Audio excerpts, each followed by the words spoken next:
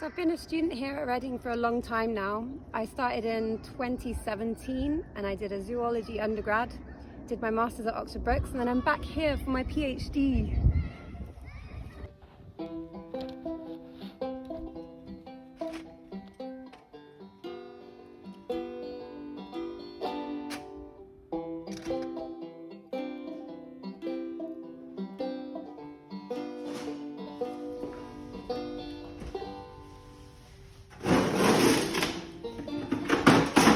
Part of the research involves looking at the different invertebrates that hedgehogs like to eat.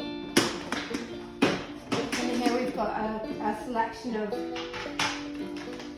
invertebrates that I collected from gardens when I was surveying them. So we've got centipedes, we've got a cocoon there, we've got millipedes, there's slugs, there's snails and worms. These are natural prey items that hedgehogs would eat.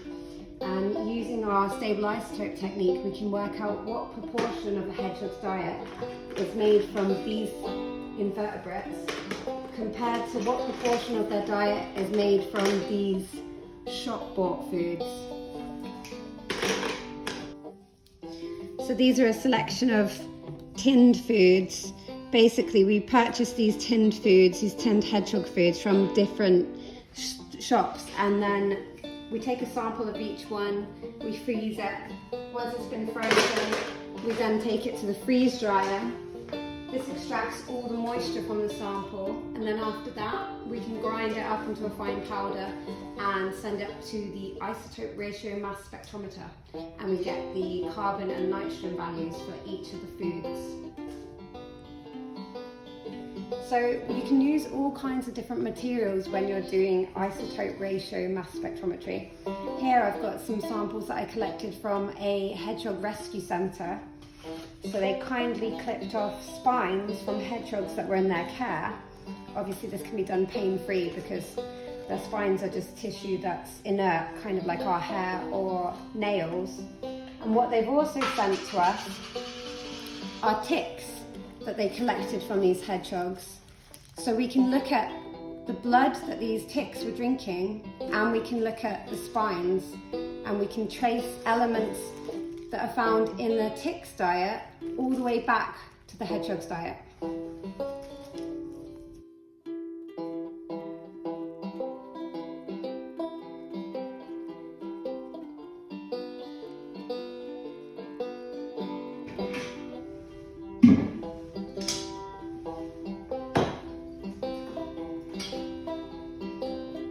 They've been freeze dried and all the moisture has gone from the sample, you're left with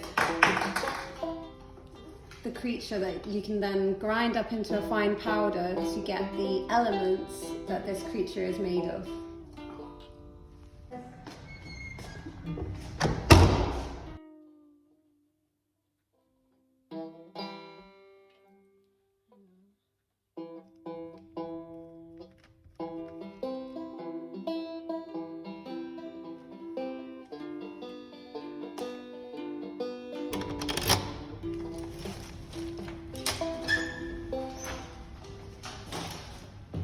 So this is the balance room.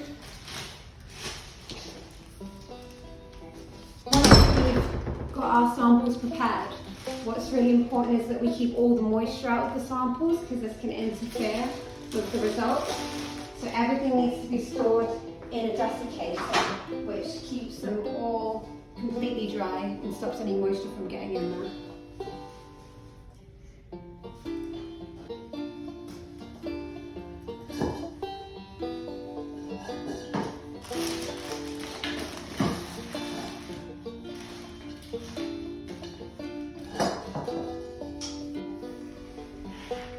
This is the room where we spend most of our time as isotope scientists.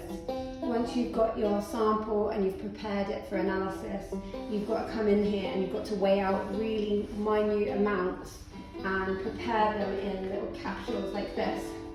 And that gets sent across to the mass spectrometer, which uses immense force to blow it up into its atoms and then collect those particles and give you a reading of how much carbon, how much nitrogen And you can look at other elements as well, like sulfur and oxygen are contained within these tiny little capsules.